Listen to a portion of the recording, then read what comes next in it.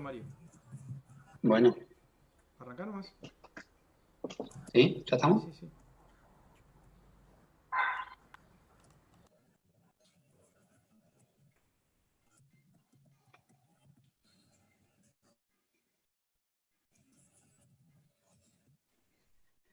Bueno, buenas tardes a todos los que están mirando este evento en vivo por YouTube.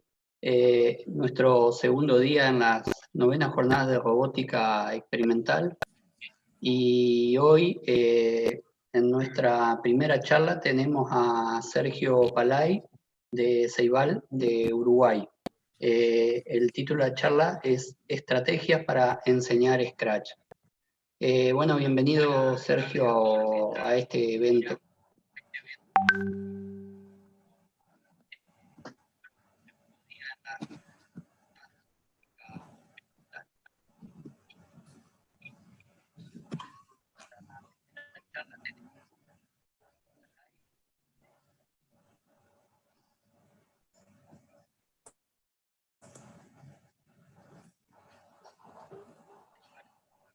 Luego de Sergio Palay a las 16 horas vamos a tener la charla de Bruno Rodríguez de RoboPro, denominada del dicho al hecho. A las 17 horas, Guillermo Gutiérrez del CUDAR de la UTN Córdoba, la charla denominada La robótica, sus bases y desafíos desde el punto de vista del CUDAR. Hola Sergio. Muy buenas para todos, muchas gracias por la invitación. ¿Se me está escuchando bien? Sí, te escuchamos bien, Sergio. Vale, espectacular. Bien, vamos a compartir un poco entonces la diapositiva.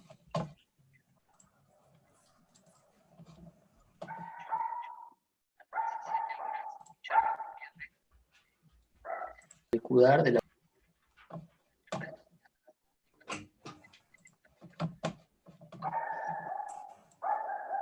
Ahí está. Bien, espectacular. Bueno, como ya dije, muchas gracias por la invitación. Mi nombre es Sergio Palay, trabajo en Plan Ceibal. Ahí están, bueno, mis redes sociales, la cuenta de Twitter, @SergioPalay, y el mail spalay@ceibal.edu.uy. El motivo de la charla tiene que ver con diferentes estrategias que venimos utilizando al momento de enseñar programación, sobre todo en Scratch, y bueno, algunas otras líneas por las cuales estamos trabajando. Acerca de mí, bien cortito, yo soy docente de informática desde el año 2001, trabajo en el subsistema público, fundamentalmente en educación secundaria, con chicos de primer y segundo año de liceo. Estamos hablando de chicos de 12, 13, 14 años. A su vez estoy próximo a recibir a la lista de sistemas en la Universidad Ort, carrera que retomé hace algunos años. Había realizado estudios en ingeniería cuando era joven, y bueno, nunca es tarde para volver a la universidad, y bueno, por suerte ya estoy muy cerquita de terminar la carrera. Y bueno, y desde el año 2011 estoy enseñando Scratch en todos los niveles. Además del 2013, tengo un sitio que se llama aprendescratch.com, que lo vamos a ver un poquito en la presentación, y como ya les conté, en el año 2015 me uní al equipo de Plan Ceibal, y actualmente soy el referente en lo que tiene que ver con los cursos de programación. Entonces, bueno, brevemente mi historia con Scratch. En el año 2011, la persona que está en la foto, que es la doctora Inés Querecki, que es catedrática de la Universidad Ort, es de las personas que más saben, ya no solo de Scratch, sino de programación acá en Uruguay. Se le ocurrió hacer un taller en la universidad buscando que estudiantes pudieran aprender la herramienta para replicarla luego en los centros de estudio. En ese caso yo ya me había ido de la universidad, no estaba estudiando, pero bueno, me pareció que era buena la propuesta, y le mandé un mail a ver si me dejaba participar, le conté un poquito mi historia, y bueno, y me hizo un lugarcito, me invitó a formar parte del taller. Después no participé en la parte de los cursos, pero ahí fue el primer contacto que yo tuve con Scratch. En el 2012 me surgió un poco la idea de trabajar programación con mis grupos de primer y segundo año de liceo. Al principio intenté trabajar con TulterArt. La experiencia no fue del todo buena. Después terminamos dando dando la clásica, que es acá la parte de ofimática. Y bueno, en el 2013 se me ocurrió arrancar con Scratch. Previamente los únicos proyectos de los cuales nosotros teníamos idea con programación tenían que ver con eToys, en su gran mayoría, y bueno, y era alguna cosa muy, muy sencilla. Nosotros ya en el 2011, en el liceo donde yo estaba, habíamos empezado a realizar proyectos interdisciplinarios, que son los afiches que están ahí, que unían varias asignaturas, plástica, inglés, dibujo, ciencias naturales e informática. Y bueno, y ahí en la parte de informática teníamos alguna pequeña actividad con Scratch que, bueno, que a mí me habían servido, me había dado la pauta de que la cosa podía caminar. Por ejemplo, en el caso del proyecto de la noche del museo, era todo un proyecto temático que tenía que ver con fútbol, y bueno, habíamos hecho un pequeño juego con los alumnos. Pero, bueno, en el 2013 fue que yo personalmente arranqué con muchas ganas de trabajar Scratch.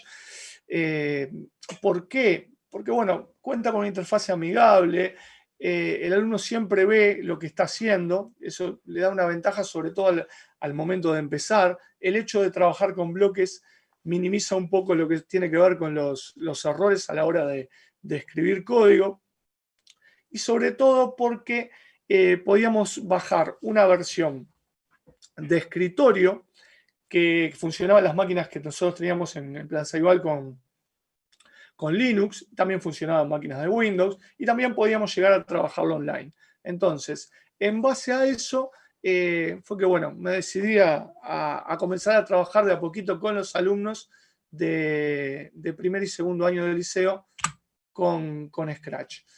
Y bueno, y ahí el desafío fue por dónde empezar, cómo hacer para motivar ahí a los alumnos, dónde buscar, digamos, las temáticas que pudieran generar interés.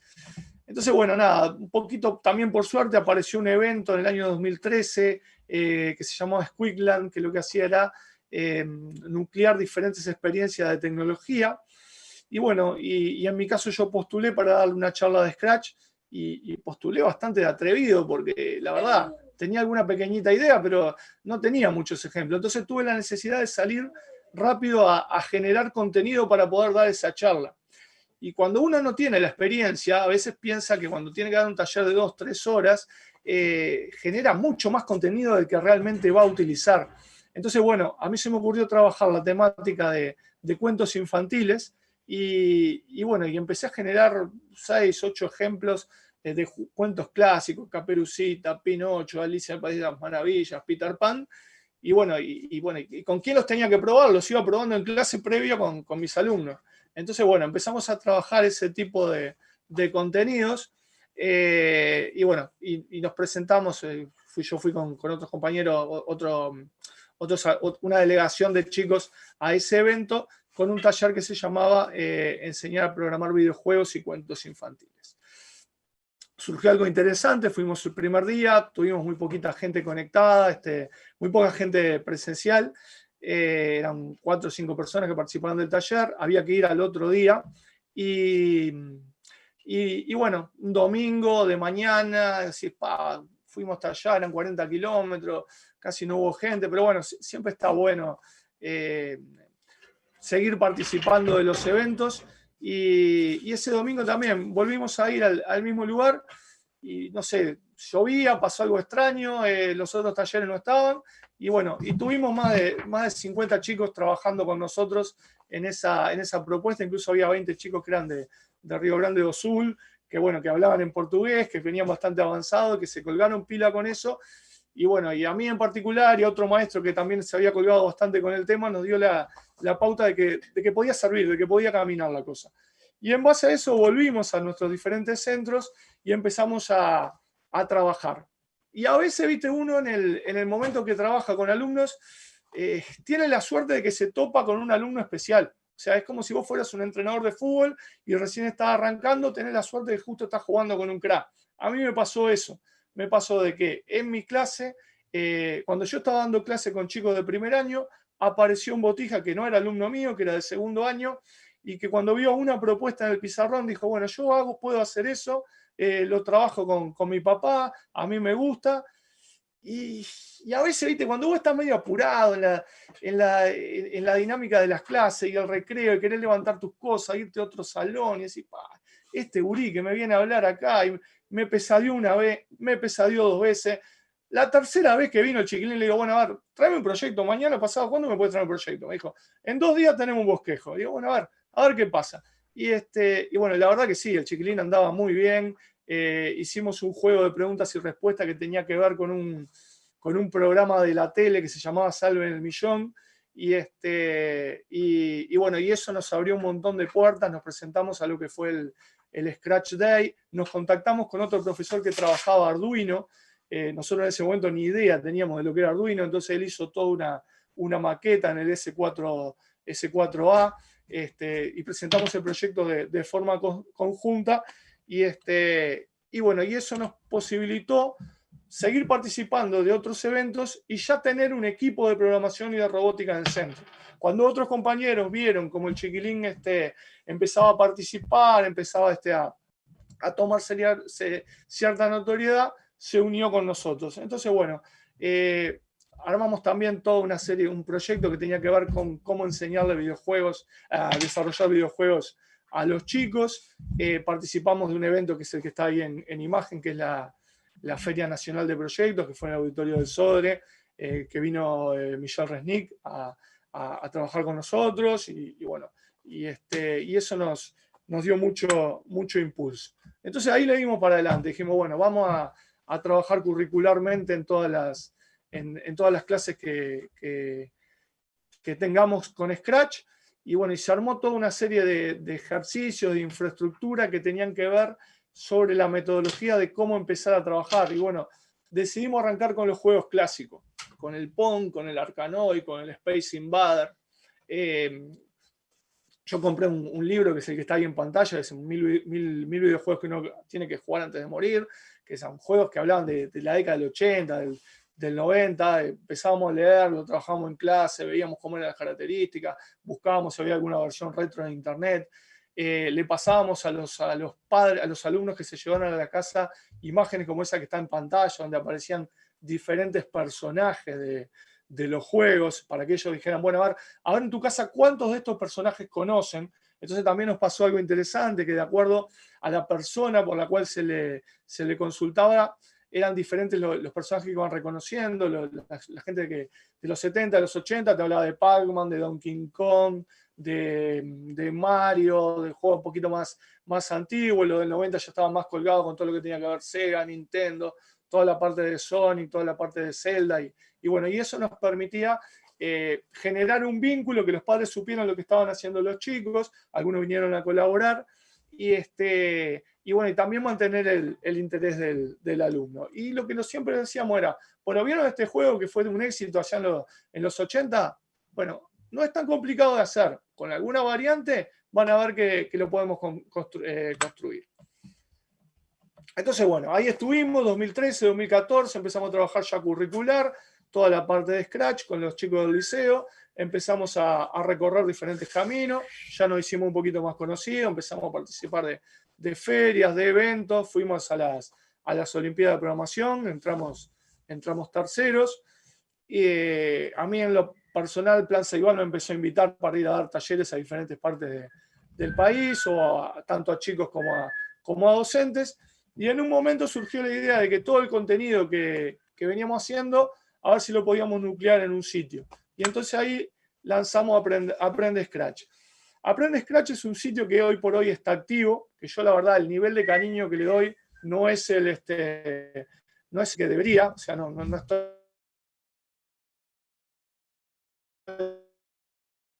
muy pendiente de él, pero que 250.000, 300.000 visitas al año.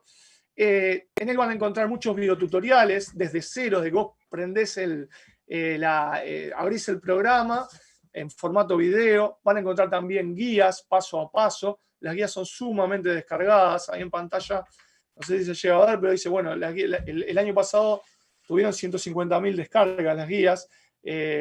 También me sirvió a mí para ver en qué otros lugares está trabajando Scratch. Los visitantes que yo tenía me permitían ver, bueno, se trabaja en España, en Colombia, en México, en Argentina, y ponerme en contacto también con la gente de esas regiones. Y bueno, y en base a eso se trabajó toda la parte se generó ese sitio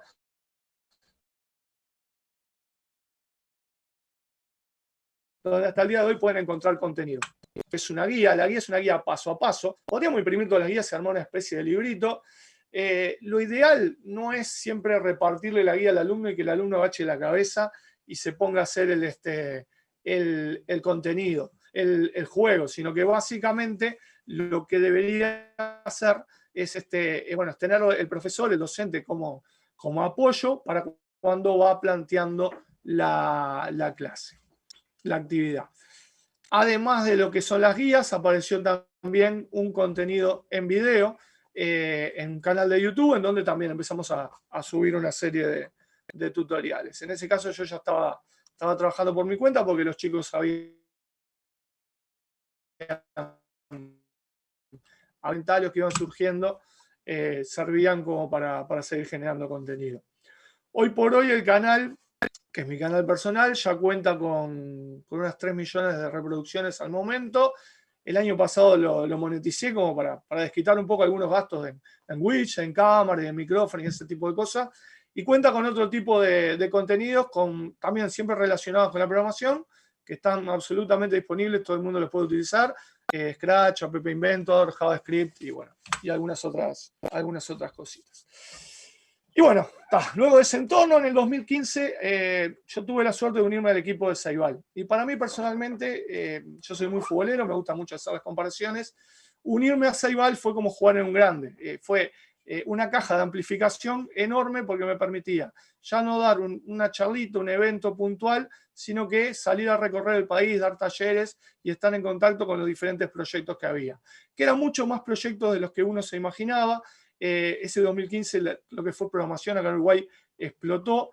En mi caso en particular, yo hice 167 talleres en todo el país, recorrí todos los departamentos, trabajamos con chicos, trabajamos con docentes, con maestros, profesores de secundaria.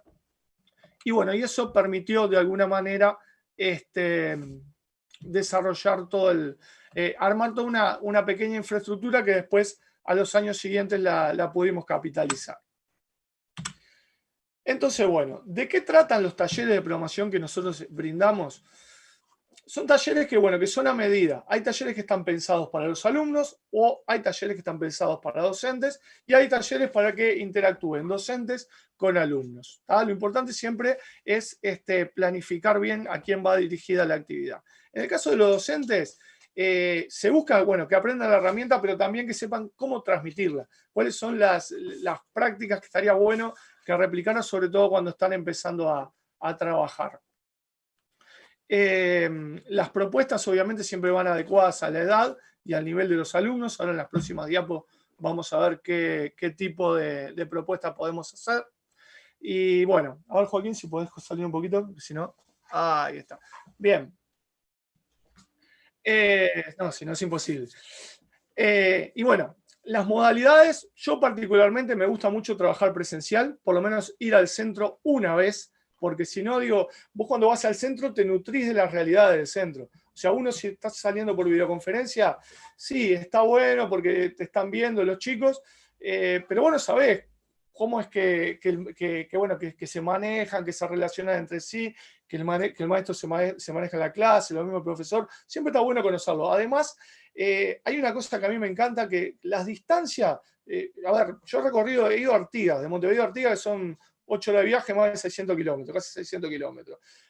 La distancia de mí hacia ellos es la misma que de ellos hacia mí. Y muchas veces nosotros a esas delegaciones las convocamos para que vengan a determinados eventos. Y bueno, si yo preciso que ellos vengan o me gusta que ellos vengan, lo mínimo que puedo hacer yo es corresponder e ir a dar un taller, una charla. Entonces, por ese lado, tratamos siempre de concurrir, salvo este año, obviamente, que está bastante complicado, pero igual nos hemos acomodado un poco. Y si no, también salíamos por BC. La idea es hacer un primer taller presencial y después hacemos una videoconferencia para ver cómo fue evolucionando el proyecto. Se trabaja con un lenguaje muy informal. Yo por lo general los talleres voy con algún buzo, alguna remera que tenga que ver con algún personaje de videojuegos, sobre todo para generar para romper el hielo al principio, para que te hagan alguna pregunta. Siempre tratamos de que los chicos hagan 1 o 2 juegos por taller. Apuntamos mucho a la creación de juegos, tratamos de sorprender, de contarle historias, de captar su atención. le dejamos a los maestros o a los profesores alguna actividad adicional, un material de apoyo, y como ya dije, la idea es que ese vínculo continúe en el tiempo. ¿Cómo comprobamos que ese vínculo continúa? Y bueno, después a lo largo del año tenemos diferentes eventos, en particular de Scratch, y notamos que muchas de las caras que vienen son las que fuimos a visitar previamente. Entonces, bueno, primaria, hoy por hoy, estamos trabajando, por un lado, con Scratch y por otro lado, con Scratch Junior.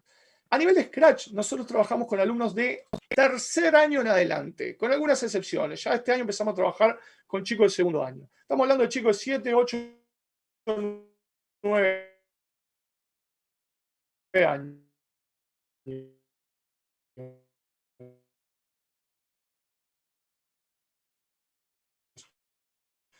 ¿Cuál es la barrera ahí? La barrera no. Entonces, en esa barrera medio nos movemos para decidir si vamos con Scratch grande o con Scratch Junior. Más allá de eso, lo que hacemos son talleres donde planteamos una consigna, que por lo general es replicar un juego clásico, por ejemplo, lo que aparece ahí, que es el juego del dinosaurio de Google cuando te quedas sin conexión. Entonces hacemos ese dibujo en el pizarrón. Y bueno, y antes de agachar la cabeza y empezar a programar, le decimos, bueno, a ver chicos, ¿cuáles son los personajes de este juego? Tal. ¿Qué tiene que pasar? Hacemos toda una secuencia de pasos, nos ordenamos, bueno, ¿qué hacemos primero? Dibujamos el dinosaurio, después dibujamos el obstáculo, después hacemos que el dinosaurio salte, y así sucesivamente. Cuando tenemos todo ese esquema hecho en el pizarrón, recién ahí comenzamos. Hacemos una especie de hilo conductor para que cada uno vaya trabajando en su máquina. Por lo general trabajamos un chico en una máquina o equipos de dos, pues lo que nos permite la cantidad de dispositivos que tenemos en las aulas. Y bueno, lo que vamos haciendo es, ante cada consigna vamos graduando la misma. Tenemos un resultado básico al cual queremos llegar, y después para los chicos que van terminando, tenemos dos propuestas. La primera es que ayuden a los otros compañeros, entonces ahí trabajamos lo que es horizontalidad del aprendizaje entre pares, y después, cuando también ya vemos que los chiquillos desafíos adicionales, bueno, agregarle sonido, agregarle efectos, hacer un nivel 2, ponerle tiempo a los diferentes juegos que vamos realizando.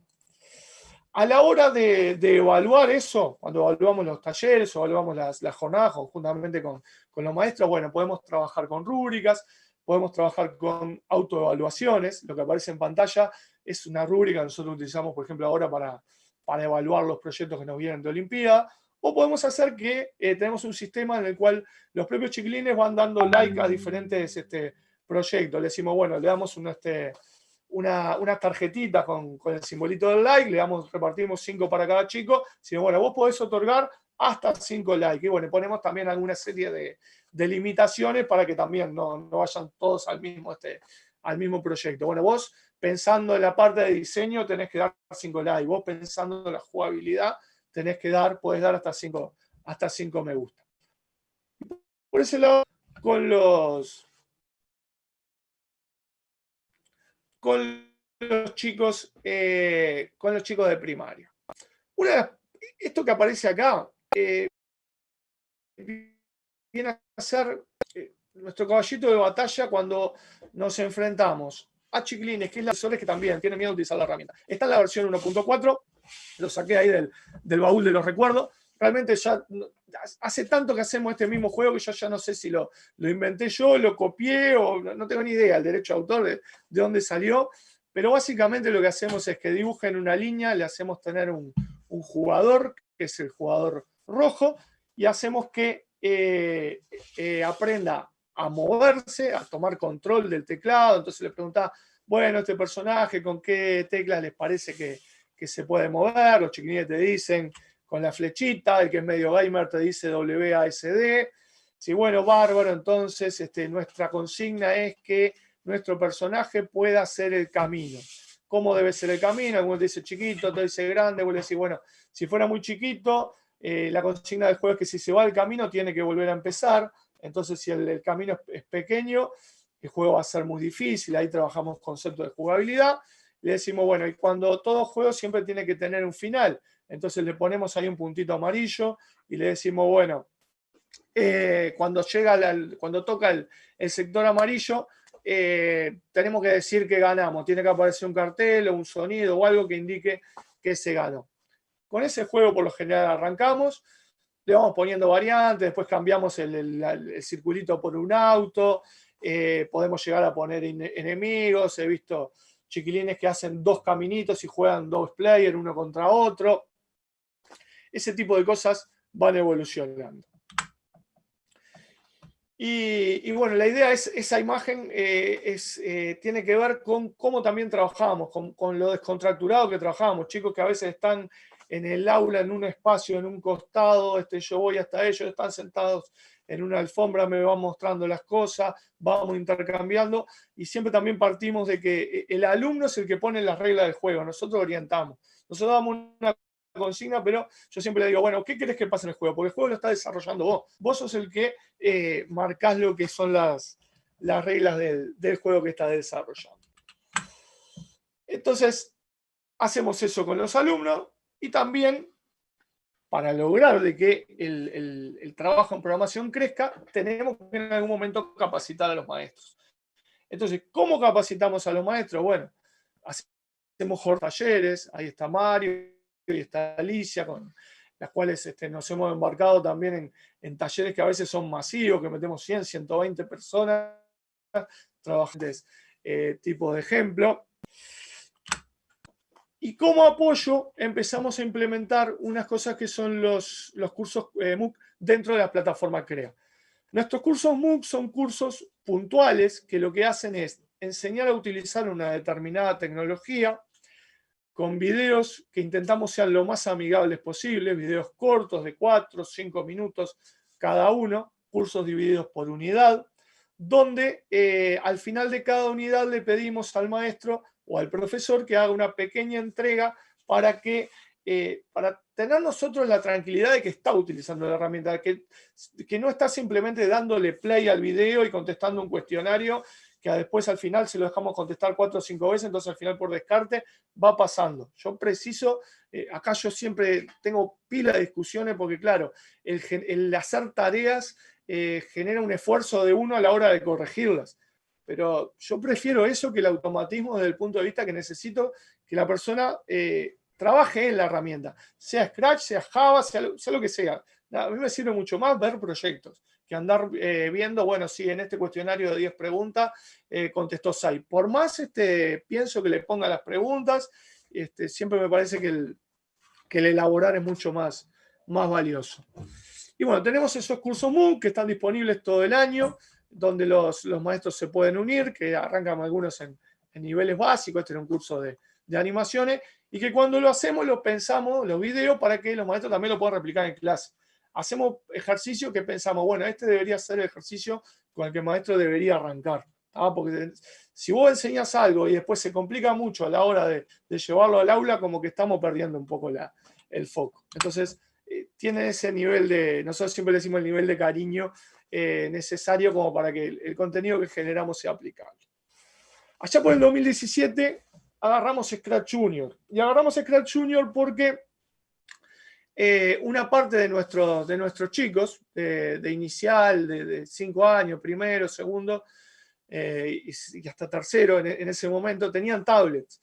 Entonces venía ya la aplicación instalada, bueno, pensamos que estaba bueno hacer la escalera, comenzar a trabajar con Scratch Junior, y bueno, también diseñamos un curso.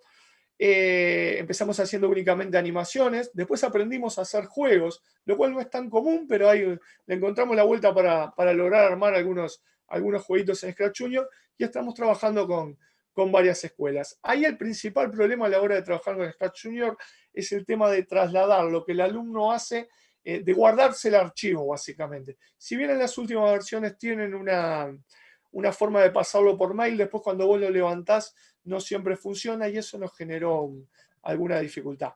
Pero tratamos de primero y segundo trabajar con Scratch Junior, armamos también un cursito y ahí en ese año empezamos a pensar de que para aprobar los cursos que nosotros hacíamos no bastaba solo con alguna entreguita, no bastaba solo con ver los videos, sino que necesitábamos una propuesta concreta en la cual el maestro decía, bueno, pasé por este curso, lo puedo implementar de tal manera. Entonces le pedíamos una pequeña propuesta pedagógica, con su contenido, su objetivo, su forma de evaluar, algo al cual los maestros y los profesores están súper acostumbrados, pero ya ha bajado a tierra el contenido que le veníamos dando. Y como nos gustó mucho, también lo dejamos en todos los otros cursos. Este año, otro de los problemas que teníamos con Scratch Junior era el hecho de que se nos complicaba para dar la clase desde el punto de vista de que teníamos que usar algún Miro o algún emulador con la computadora. Este año empezamos a encontrar la versión de escritorio de Scratch Junior que funciona para Mac y para Windows. Y eso también nos abrió bastantes puertas, sobre todo en el momento de trabajar ahora en pandemia, que teníamos que hacer las clases por Zoom, pudimos utilizarlo. Lo puse ahí en la diapo porque es algo que salió este año. Y paralelamente, trabajamos tecnología también con chicos de primero, segundo año y hasta inicial, con otras herramientas adicionales. Trabajábamos desde armar laberintos en la clase, trabajar con bloques de cartones, con instrucciones, para que los compañeros fueran guiando el recorrido que venían haciendo, de actividades en papel, donde también nosotros le dábamos bloques y les permitíamos a los chicos que generaran su propio bloque si alguno faltaba.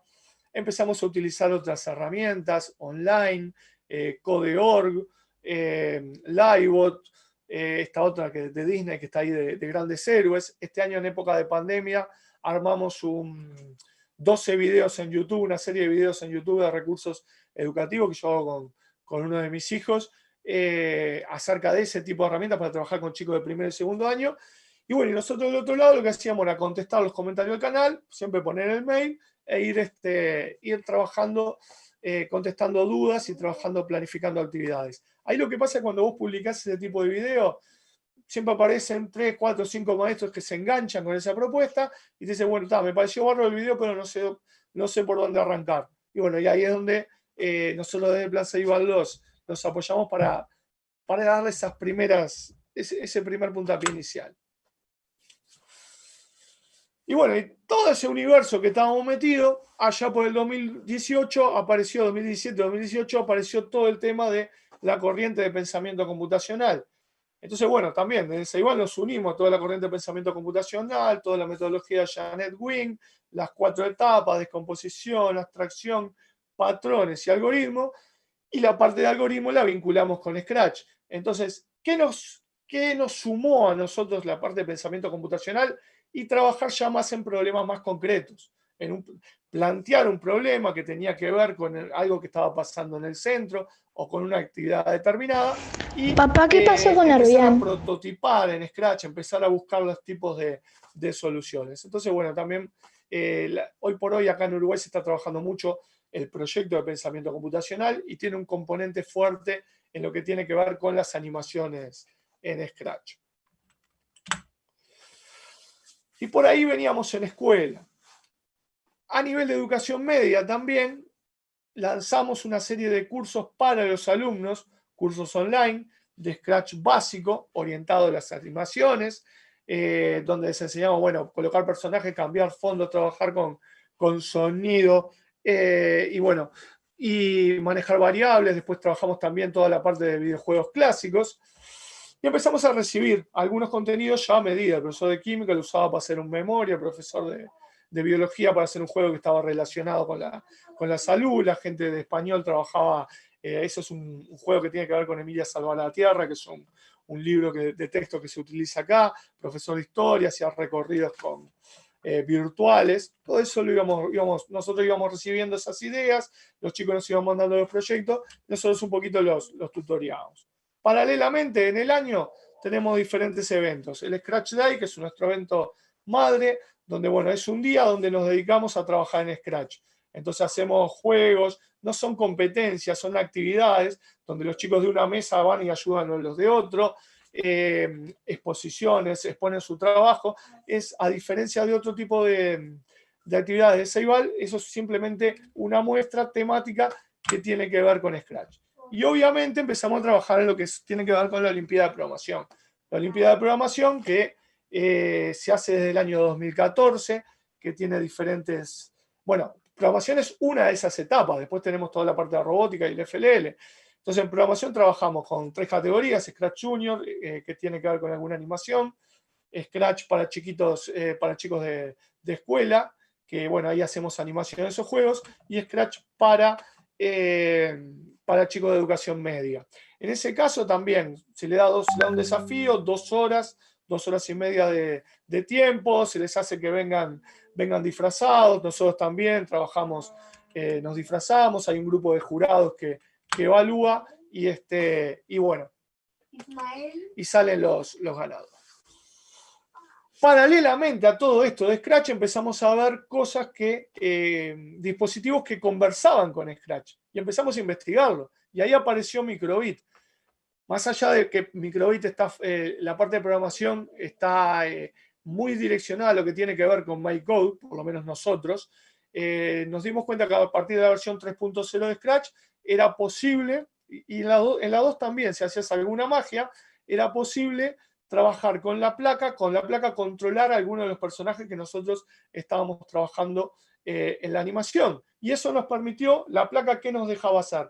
Nos dejaba generar lo que nosotros llamamos dispositivos tocativos. ¿Por qué? Porque yo conectaba la placa con algunos elementos conductores, plasticina, fruta, botones que generábamos nosotros, pulsadores que generábamos nosotros mismos. Conectábamos eso a Scratch y teníamos una máquina de arcade, que es lo que tiene el botija que aparece ahí en la foto. Entonces eso nos abrió un universo bastante particular. O la chiquilina que aparece en el banner de Olimpíada de este año, que es un proyecto del año pasado donde tenían un guante de seña que, según como ella movía la mano en la Microbit, en Scratch iban apareciendo determinados sonidos. O el otro que tenemos ahí en la feria esa que hicimos en el Palacio Legislativo, que era un control donde era una especie de joystick donde había un jueguito que se le disparaba a unos globos.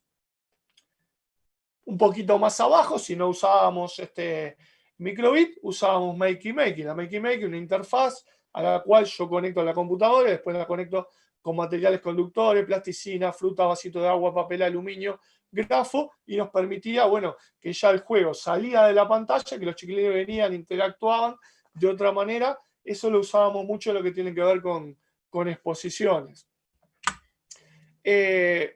Poquito menos, pero también lo exploramos, fue todo el tema de trabajar con Widoo. Entonces, ahí, ¿qué hacíamos? Hacíamos dispositivos tipo control remoto, programados en Scratch, que nos permitían moverlos, mover algún elemento de la pantalla, o eventualmente llegamos también a armar alguno que movía un pequeño robot. Eso me acuerdo que se hizo en Cardal. Y cuando ya estábamos hasta la manija de Scratch, aparecieron los drones. A alguien se le ocurrió que se podía trabajar con drones y programarlos en Scratch. Entonces se estuvo investigando, se encontró un modelo de dron que es el Tello, que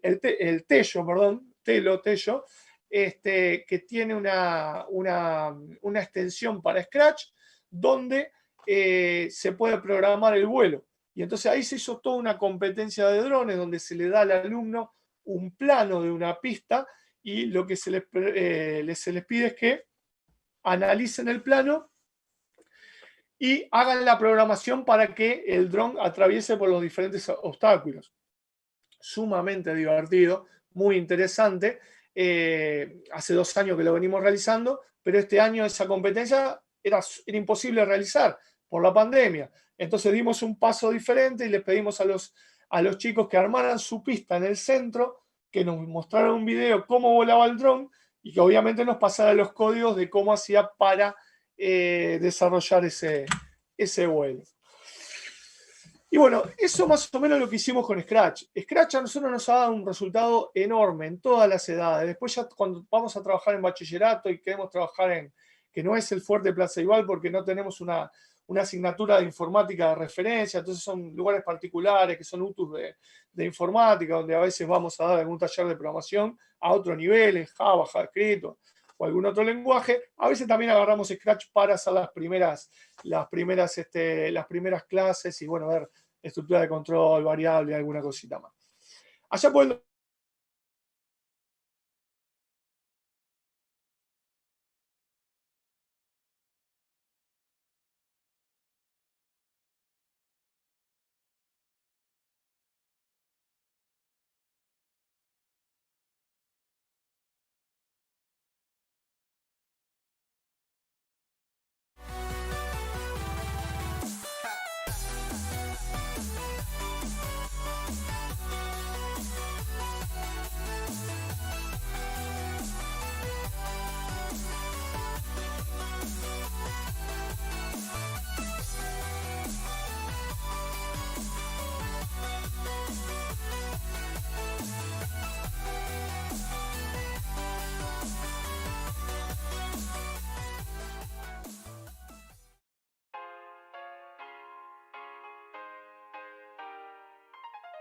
Voy redondeando.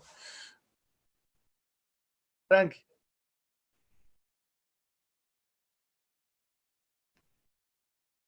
Bien.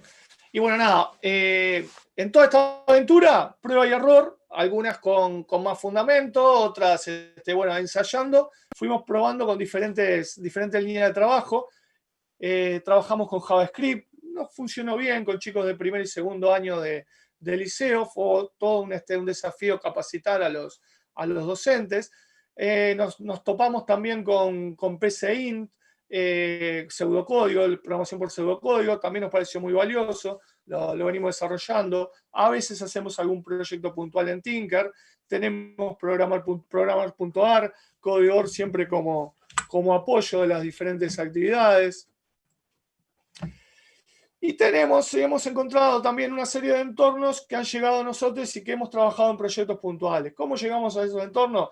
Y bueno, se nos arriman alumnos de diferentes instituciones y nos dice, bueno, mira, estamos trabajando en Stencil, nos puede dar una mano, lo mismo con Construct 2, ya tenemos algunos más que anda, bueno, un poquito más alto, trabajan en Unity o en Unreal, que bueno, que ahí ya precisamos también nosotros a veces pedir algún salvavidas, pero también nos hemos metido.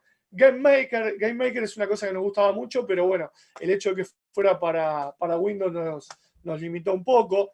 Trabajar un poco con los cursos de Khan Academy. Y en eso estuvimos en estos últimos 2-3 años, hasta que este año arrancamos con Minecraft. Y Minecraft Education a nosotros nos abrió también un mundo de cosas diferentes, lo estamos trabajando a nivel piloto. En este año en particular, 2020, con todo el tema de pandemia, con chicos de escuela, de tercer y cuarto año de escuela, viene funcionando muy bien, porque viene funcionando muy bien desde el punto de vista de vincular lo que uno hace en tecnología con los contenidos curriculares. Se trabaja mucho la parte de lengua, mucho la parte de matemática, mucho la parte de historia. Tiene la ventaja de poder trabajar de manera colaborativa, de que los chicos se unan todos al mismo mundo. Y bueno, y la verdad estamos muy, muy conformes y hemos mostrado solamente la punta del iceberg. Para el año que viene lo que pretendemos es trabajar código con Minecraft, utilizar el Code Builder que bueno, viene incluido también ahí y que bueno, que seguramente ahí también eso nos va a dar una puerta de entrada como para trabajar la parte de programación con los chicos. Así que bueno, nada, venía por ahí el asunto, esas son por donde andamos, las líneas que estamos siguiendo por estos tiempos, y bueno, y espero no haberlos aburrido mucho.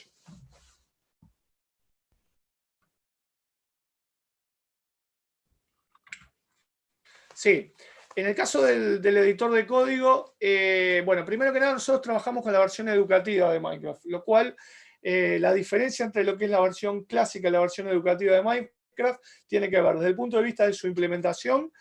Minecraft Education está desarrollado en C++, Minecraft Juego en Java. El hecho de que esté hecho en C++ hace que Minecraft Education sea más liviano y corra en máquinas con menos recursos, siempre va trabajando bajo Windows.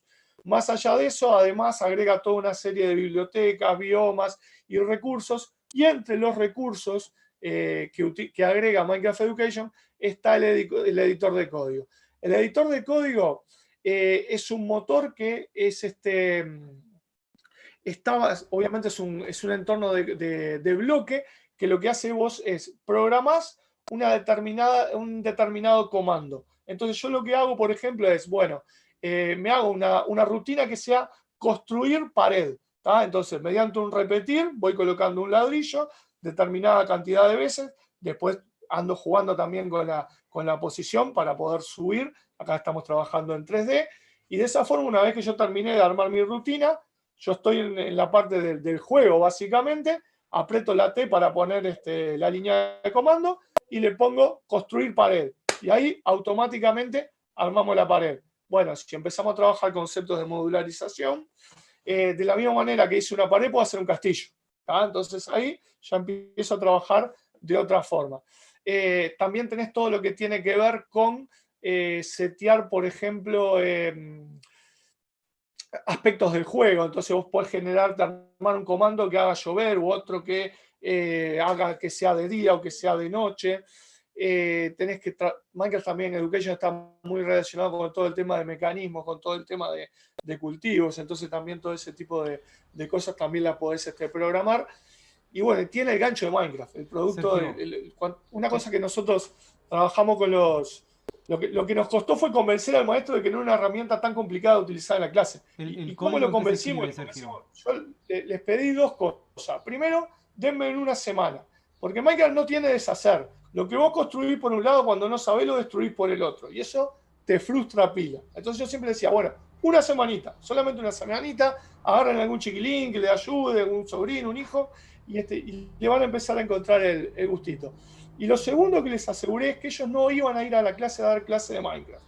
Ellos se iban a encontrar con chiquilines que el 70% de los alumnos del grupo ya conocían la herramienta, y aún en el caso de que tuvieran de cada 10, 3 botijas que nunca habían usado la herramienta, iban a ser sus propios compañeros los cuales lo iban a introducir en la misma. Entonces, el maestro lo que tenía que tener sí era una noción de cuál era el potencial, guiar la actividad, pero de ninguna manera se iba a poner a explicar el inventario y ese tipo de cosas. Entonces, ahora para el 2021 proyectamos también con esa idea enseñarle un poquito cómo trabajar con código. Pero no porque sea un capricho. ¿Por qué también le vamos a enseñar a trabajar por código? Por eso que yo decía desde el punto de vista de sorprender, porque es algo que en el juego ellos no utilizan tanto y te lo demandan. Entonces, como lo demandan y como no lo saben hacer, ahí es que le vamos a caer por ese lado. Sergio, algo que no me quedó claro. ¿El código en qué lo escriben? Bloque de código, bloque de código. Bloque de código. Y otra pregunta que te iba a bloque hacer, de código. porque estuve investigando para mi hijo. En Linux no está Minecraft Education Edition. No, en Linux no está presente. Quería dejarle, a ver si puedo pasar acá. En Linux no está presente. No me parece que están con muchas ganas de lanzarlo, por lo que vi al momento. Nosotros lo que le decimos también a los maestros, y esto es apagar un poco el micrófono, es que no hay tantas diferencias de la versión educativa a la versión juego. O sea, si yo encuentro un maestro que quiere aprender a trabajar Minecraft Education y no tiene por el tema de máquina la posibilidad de instalarlo, y con la versión juego se va a rumbear bastante. Después podrá no tener los biomas o los contenidos a medida, digamos, pero la básica lo va a tener.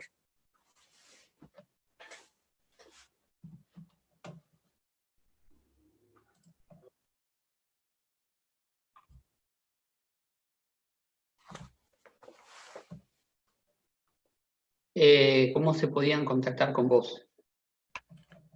Bien, bueno, primero el mail es spalay, S de Sergio, Palay, PALAY, @saibal.edu.uy. Nos ha pasado también, recibimos alumnos en los cursos MOOC de la Argentina, no hay ningún tipo de problema, les gestionamos el usuario. Eso preguntaban también si había cursos para gente que no sea de Uruguay. Sí, no hay ningún tipo de problema. Se le gestiona al usuario, lo que se le gestiona es el usuario dentro de la plataforma CREA, y ahí pueden, sin ningún tipo de inconveniente, acceder a los cursos. Muchos de los materiales de los cursos también están disponibles en YouTube. Y ya les digo, los que son de mi autoría, no hay ningún tipo de problema en cuanto a replicarlo. Además, yo a veces googleo y los veo por todos lados y cero estrés, se pueden usar sin ningún tipo de inconveniente. Y bueno, después también estamos ahí por Twitter y siempre que aparece alguna noticia ahí que tiene que ver con Scratch, estamos ahí de vuelta. Y acá está el señor, es el hombre de Minecraft. El hombre de Minecraft. Que tiene una explicación. Ahí, sí. No, yo salgo a dar los talleres con él, porque él anda mucho más rápido que yo. Entonces, claro, esa barrera y entre los dos contestamos, aparecen las consultas de los chiquilines y las vamos contestando entre los dos. Tiene más horas de vuelo que uno. Y uno tiene que tener la humildad de reconocer ese tipo de cosas. El Minecraft, lo veo como los ladrillitos con los que jugábamos nosotros cuando éramos chicos, los bloquecitos. Porque ellos arman una cantidad de cosas y se ingenian una cantidad de cosas, pero les falta esto de los mecanismos y de aplicar un poco código que les podría llegar a tener mejor resultado para ellos, para jugar. Por eso tal cual, Minecraft. Sí, lo que tiene bueno, justo ahí eso, estaba mirando, Lo que tiene bueno, me falta el rojo, pero lo que tiene bueno es todo el tema del mecanismo, una cosa se llama los Redstone, que son viene a ser como un cableado donde vos podés trabajar toda la parte del concepto de circuito. A ver, yo en particular, no sé, bueno, en los últimos 6 meses he comprado todo lo que anda en la vuelta de Minecraft, básicamente, y bueno, y me he puesto al día, y bueno, y en base a eso también encontramos uno que tenía que ver con cultivos, encontramos otro que tenía que ver con mecanismos, estamos haciendo ascensores, puertas, habitaciones secretas y ese tipo de cosas, y tenemos también una serie de chicos que, bueno, que son los que van proponiendo desafíos. Que nos pasaba eso en programación hace 4 o 5 años. Entonces, el camino que empezamos a recorrer allá por el 2015 con Scratch es lo que estamos ahora tratando de replicar en Minecraft. Sergio, sí. Sí, sí, sí. Si quieren hacer preguntas, pueden hacerlas a través del chat. Sergio, con respecto a Scratch, por ahí surgía, no sé si la confusión por ahí de tantas versiones, el hecho de que hay Scratch para programar en la PC, el Scratch para utilizar con Arduino, Scratch por ahí para otro tipo de aplicaciones. Por ahí llega a confundir un poco, ¿no? El hecho de cuando uno por ahí quiere buscar algo de Scratch, a la gente que no conoce el tema, empieza a encontrar, va a tratar a descargar Scratch y encuentra el Scratch para Arduino, encuentra Scratch para, no sé, para otro tipo de uso. O sea, eso es lo que, por ejemplo, me pasaba a mí en un... No, tal cual. Ahí, a ver, siempre lo ideal sería trabajar con la última versión que pone el MIT, es scratch.mit.edu. Si vos tenés una buena conectividad, podés trabajar con la versión online, porque va agregando cosas, agrega alguna también, todo el tema de los editores de audio, los editores de personajes y ese tipo de cosas, va mejorando. Nosotros, por ejemplo, ahora que hacemos la Olimpiada, no limitamos la versión, porque hay chicos que todavía siguen usando la 1.4 por el hecho de la conectividad del centro. Entonces, en base o porque les queda más cómodo por el equipo que tienen. Entonces, no limitamos la versión. También, a mí, por ejemplo, algunas guías o algunos videos de la versión 1.4, yo podría volver a regrabarlos en las versiones y estoy seguro que me tiene un montón de visitas. Me parece que no le hace mucho por el hecho de que está bueno que también se acostumbren a ver, a seguir la escalera, a ver la evolución. A ver, el concepto es el mismo. Seguramente te va a agregar 2 o 3 bloques más. Me acuerdo claramente que lo que cambia un poquito ahora en las últimas versiones es el tema que lo he visto no solo no en Scratch, sino también en otros entornos de programación, son las distribuciones del idioma. Que vos tenés español de España y español latino. Y en base a eso te cambian un poquito las nomenclaturas de los bloques y eso marea un poco. Pero bueno, son cosas que tenemos que adaptarnos. En el caso de nosotros de Arduino, nosotros estamos trabajando bastante más con el IDE de Arduino que con Scratch para Arduino. ¿Por qué? Porque se trabaja ya a otro nivel y no se trabaja ya de manera curricular, sino más en los talleres de robótica. Talleres de robótica son 3, 4 chicas interesados que van a desarrollar un proyecto que dentro de la solución que buscan está el uso, por ejemplo, de Arduino, y entonces, bueno, se le da una capacitación más a medida de eso. Pero no lo utilizamos tanto con Arduino nosotros. Sergio, te hago una última pregunta. Dale, nosotros estamos trabajando con RoboMine, ¿lo conoces? Podría decirte que sí, pero no, realmente no. Realmente, seguramente lo haya visto, pero no lo tengo en este. Ok, gracias. No quiero mentir. Bueno, Sergio, bueno, gracias por estar en este evento. Ya te vamos a estar llamando para algún otro evento que hagamos. Si Dios quiere, el año que viene vamos a estar haciendo el segundo congreso. Así que bueno, gracias por haber hecho esta presentación. No, muchas gracias a ustedes. Y bueno, el año que viene les cuento a ver cómo nos fue con todo esto de Minecraft, que bueno, que con lo que estamos ahora, que tenemos entre manos. Bueno, gracias, Sergio. Gracias.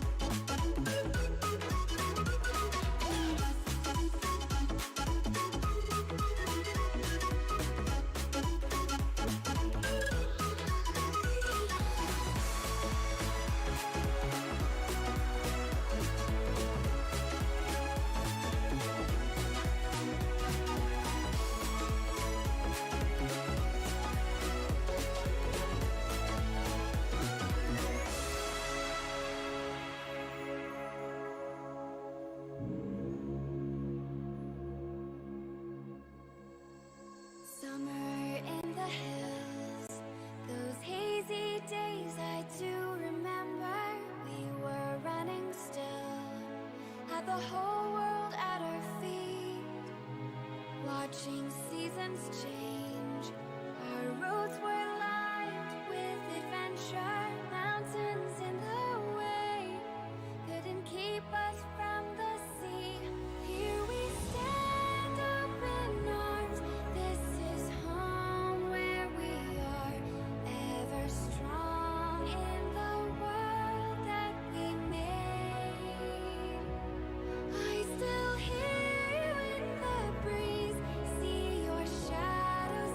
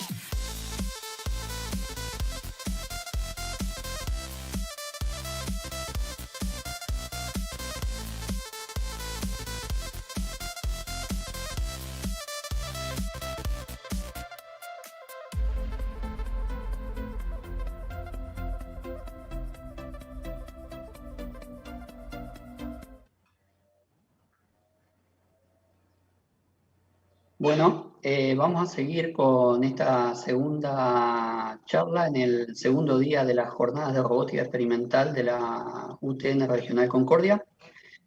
Ahora vamos a tener la participación de Bruno Rodríguez de la Escuela de Robótica RoboProc de Uruguay, que nos va a dar la charla denominada Del dicho al hecho. Hola Bruno, bienvenido. Hola Mario, buenas tardes, muchas gracias a todos por la invitación Gracias a vos. y por el gran trabajo que están haciendo en la organización de todo este evento. Primero presentarme, yo soy Bruno y trabajo en RoboProc. RoboProc es una escuela de robótica para niños y adolescentes, más o menos hasta 14, 15 años. Y allí los niños aprenden, experimentan, y construyen y disfrutan haciendo, ¿no?, de la robótica y experimentando todo ese mundo que lo tenemos hoy implementado en el día a día, ¿verdad? Y también trabajo en UTU. Mi formación es en redes y comunicaciones, pero me he ido también formando en lo que es la robótica, un poco en la electrónica, en todo lo afín, en lo que me iba interesando dentro de este mundo donde uno puede, a través de una computadora, hoy por hoy ya casi controlar cualquier cosa, ¿verdad? Y bueno, les presento esta charla, que la idea es darles herramientas más que nada a los alumnos y por qué no algún docente que esté escuchando, de cómo tenemos que abordar proyectos de carácter tecnológico con nuestros estudiantes, ¿no? Y para los alumnos les va a servir, vamos a tener algunos tips ahí que pueden tener en cuenta a la hora de desarrollar un proyecto de carácter tecnológico. ¿Qué cosa vamos a ver hoy? Bueno, interrogantes y falsas afirmaciones, cómo se define un proyecto tecnológico, cómo identificamos un problema para poder desarrollar, cómo lo analizamos, cómo buscamos información, cómo se diseña la solución a ese problema, una organización y gestión adecuada para nuestro proyecto, una planificación y ejecución, evaluación y perfeccionamiento, y luego al finalizar les voy a mostrar y contar algunos proyectos de los que hemos trabajado y lo que estamos trabajando hoy por hoy. Bien, primero expresar que siempre veo cuando les digo a mis alumnos, bueno, vamos a trabajar en poder, ¿no? Cuando les decimos vamos a entregar un proyecto, tenemos que entregar un proyecto, los plazos son estos, dentro de este curso, y veo caritas con preguntas y afirmaciones parecidas a las que están ahora en pantalla, ¿no? Empezamos a trabajar y dicen, bueno, ¿por qué no se me surgen ideas de proyectos? ¿Qué pasa que no puedo identificar ideas para poder trabajar en proyectos? Y algunos también manifiestan de que se sienten que no tienen conocimientos como para poder desarrollar eso que pensar. Otros no saben por dónde arrancar. Seguramente piensen también que no lleguen con los plazos establecidos. Siempre es un miedo que podemos ver en nuestros estudiantes. Si podré desarrollar ese robot o esa solución que estoy pensando. Los materiales, lo veo como muy difícil conseguir los materiales. ¿Qué materiales puedo conseguir? Y a veces pasa, también a nuestros estudiantes, es que lo veo como muy desorganizados. Y ahí es donde entramos nosotros y tenemos que ir a ordenar todas estas afirmaciones e interrogantes que aparecen para poder de a poco ir apalancando a nuestros estudiantes para que ellos vayan descubriendo cuáles son las virtudes que tienen o que van a nacer en el desarrollo de este proyecto. Bueno, ¿qué es un proyecto tecnológico? Perdón. Un proyecto tecnológico es una serie de pasos a seguir para resolver un problema determinado. Entonces, primero identificar qué es un proyecto de carácter tecnológico y luego ir buscando, esta técnica la usamos para poder identificar problemas o necesidades que podemos encontrar para desarrollar proyectos. Y lo primero que hago es darle un papel y lápiz, por ejemplo. Le digo, bueno, vamos a pensar en necesidades que ustedes tengan o problemas que ustedes visualicen y ver qué solución le podemos dar. ¿Y por qué el papel o lápiz? Porque lo primero que tenemos que hacer es arrancar a dibujar, ¿sí? Y si no visualizamos ningún problema que nos esté pasando a nosotros, ninguna necesidad, porque a veces pasa que no logran visualizar necesidades, ahí hay que ayudarlos un poquito también. Esta etapa cuesta muchísimo. Hay algunos estudiantes que tienen mucha imaginación y enseguida identifican 3 o 4 problemas para poder desarrollar. Pero es muy difícil sacarlos de ese cajón en donde ya estoy pensando en la solución, ya estoy pensando en el robot que quiero hacer, sin antes haber identificado bien la necesidad o el problema. Entonces, a veces cuando no aparecen las ideas, digo, bueno, vamos a pensar en áreas específicas, por ejemplo, el transporte, la vivienda, la salud, el deporte, el entretenimiento, y ahí identificar qué cosas o qué necesidades están surgiendo. Si surge alguna pregunta o algo que vaya surgiendo, lo pueden ir escribiendo en el chat y lo podemos ir discutiendo. Entonces, ese proyecto puede ser en base a una oportunidad que alguien más identificó y la trasladó al grupo de trabajo. Puede ser un problema o una oportunidad que hay que resolverla. Y en esta etapa es muy importante que todo el grupo de trabajo se sienta identificado con el proyecto que va a desarrollar. ¿Por qué digo esto? Porque por ahí hay un alumno que se le ocurrió esa idea, ese proyecto a desarrollar, se ve muy identificado, pero los demás no lo ven como muy motivante, y si seguimos adelante con ese proyecto pueden pasar dos cosas: o se enganchan y el proyecto sale buenísimo, o esos alumnos siguen desmotivados y no se logra un involucramiento constante en este trabajo. Luego que ya identifiqué en qué voy a trabajar, tengo que seleccionar y analizar este problema, ¿sí? Lo tengo que analizar desde el punto de vista de la información que puedo disponer rápidamente para empezar ese análisis, ¿no? Como un análisis previo. Y tengo que hacer un análisis de requerimientos, ¿no? Ya con entrevistas, a gente especializada en ese tema. Me voy a dirigir a esas personas y voy a hacer un análisis de requerimiento de realmente qué es lo que están necesitando para que yo resuelva, o los alumnos, ¿no? En este caso. Pueden surgir muchos requerimientos para el proyecto, y ahí tenemos que entrar a delimitarlo un poco para los tiempos que tenemos, ¿no? Delimitarlo para los tiempos, para los recursos, pero aún así, sin descuidar nuestro objetivo general, que va a ser solucionar ese proyecto o esa necesidad. Bien, luego que ya tengo el análisis de requerimientos, voy a dividir mi proyecto en etapas más chiquitas. Por ejemplo, si como proyecto quiero hacer un brazo robótico para mover un objeto de un lugar a otro, bueno, lo voy a dividir en etapas más chicas. ¿Cuáles? Bueno, ¿cómo voy a controlar los motores? ¿De dónde voy a mandar las órdenes para controlar esos motores? ¿Cómo va a ser la estructura de mi brazo? ¿Cómo va a ser el mecanismo para agarrar el objeto?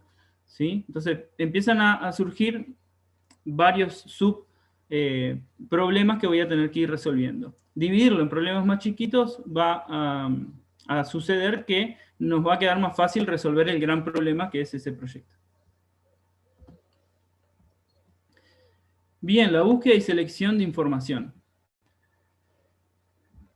Esto antes de ponernos a trabajar en el proyecto, claro. Todavía no hemos tocado ningún cable, pero son etapas fundamentales para el éxito del mismo.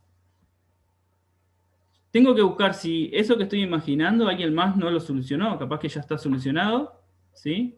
En otra ciudad, o en mi misma ciudad, o en otro país, a ver cómo lo solucionó, ver qué cosas puedo mejorar yo, y ver si existe en el mercado. De repente está en el mercado y yo puedo darle un valor agregado a lo que ya existe y crear un nuevo producto.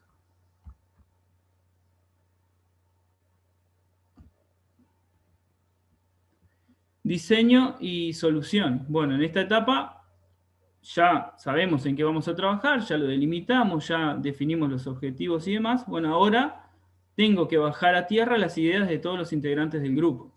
Y acá es muy importante nuevamente el dibujo.